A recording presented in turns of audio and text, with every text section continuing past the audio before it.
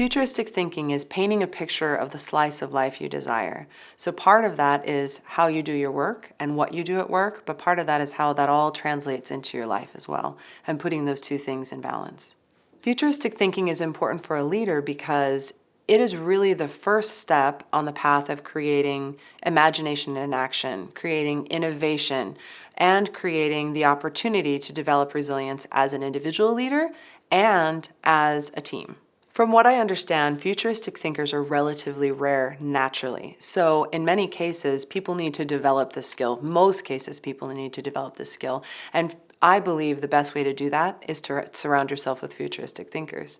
So in many cases for a leader, it might be as simple as putting a very futuristic thinker on your team and really appreciating their talent at the same level of seniority as your leadership and valuing that enough for it to be a core part of the business and the practice.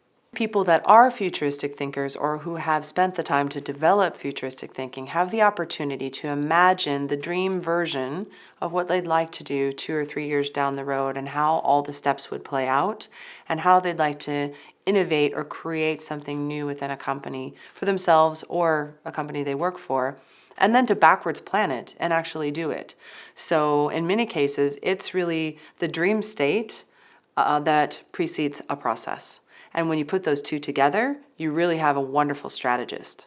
One way to develop futuristic thinking would be just literally to keep up with what's going on in the world. And then use that as sort of the baseline or the foundation, the jumping off place for what you want to imagine that could happen, that you could possibly be a part of or develop. But it begins with where we are now.